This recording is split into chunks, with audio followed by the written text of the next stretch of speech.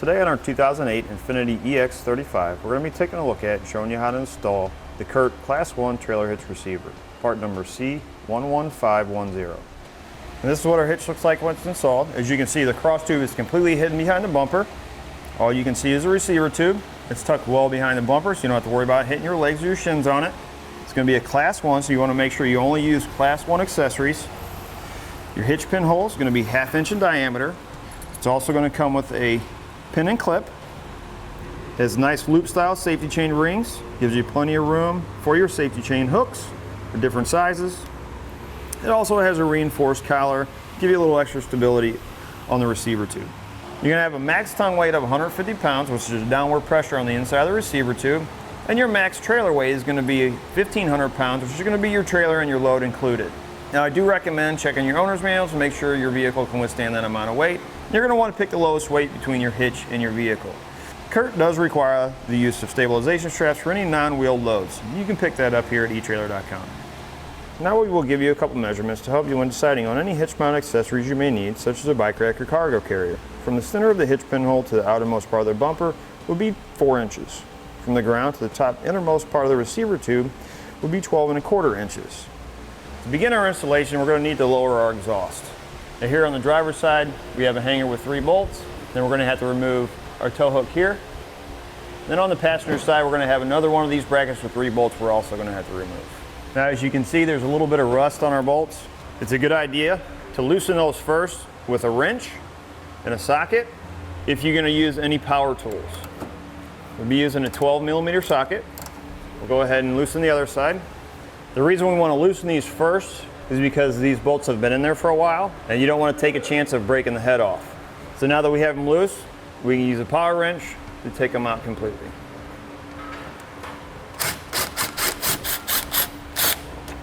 Now we'll do the same thing to the other side. Next, what we need to do is you're going to have an exhaust hanger here with a nut we're going to need to remove, and we're going to have another one here on the passenger side that we're going to have to remove. Before doing that, if you're working on it by yourself, I suggest putting a strap on it just to keep it from dropping. We're going to be using a 12mm socket.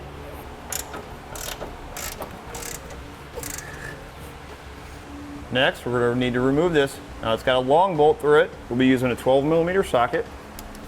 So this bolt, some of these may be a little bit difficult to get out because of the rust on them. So what we're going to do is we're going to take a little bit of lubrication and spray the back of the bolt here and see if we can't get it to loosen up. Now one thing I do suggest is once we get this bolt out is spraying it down with some lubrication while we're sitting and putting it on the hitch. It'll have plenty of time to soak in and get some of the extra rust off on the bolt. Once we have all our exhaust stringers removed, we can lower our strap and let our exhaust rest on this beam. That'll give us enough room to work. Next, we're going to remove these 2 bolts. We'll be using a 14mm socket. Once you get these 2 bottom ones loose, you're going to have 2 more up here on the side. Once you get them loose, you can use a power wrench to remove them.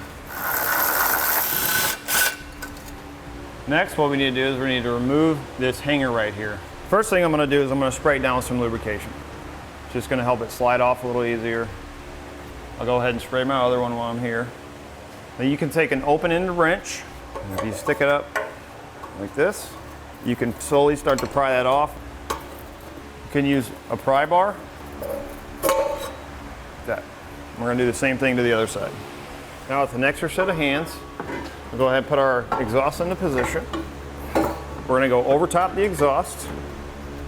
Now once you got your hitch laying up here, before you put in any hardware, the directions say you got to put on your rubber isolators that are for your exhaust hangers onto the pegs.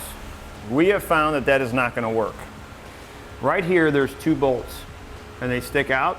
What you're going to have to do is you're going to have to take your hitch, once you get it set up here, you're going to take it all the way over to the driver's side, put it up above those bolts, and then slide this bracket here over the top of them to get it into place. And once you got this side up here, it's going to be a little bit tight, so if you can't slide it over by hand, you take a pry bar and stick it right up in this corner, get it lined up on your holes, you should be over far enough.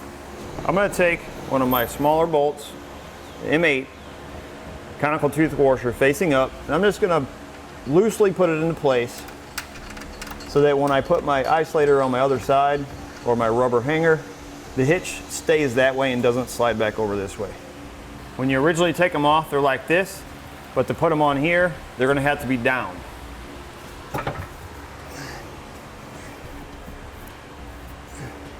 Once you have your exhaust hanging from your hitch, you can put your remaining hardware in. Now here on the passenger side, we're going to have the same size bolts, the M8s, and we'll loosely install them. And here on the driver's side, it's going to be a little bit different. We're going to have 3 M8 bolts where our exhaust hanger was, and then we're going to have 2 M10 bolts back here where our tow hook was. Again, teeth facing toward the hitch. Next, we can tighten up our hardware. We'll be using a 17 millimeter on these back two. We'll be using a 14 millimeter on all our remaining hardware. And we're going to repeat that on the passenger side.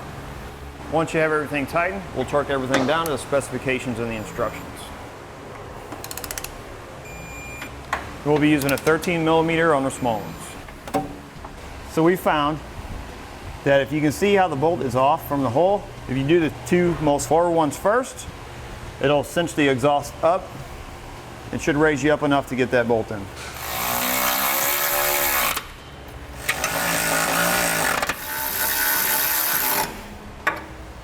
Once you have all those back in place, you can remove your strap.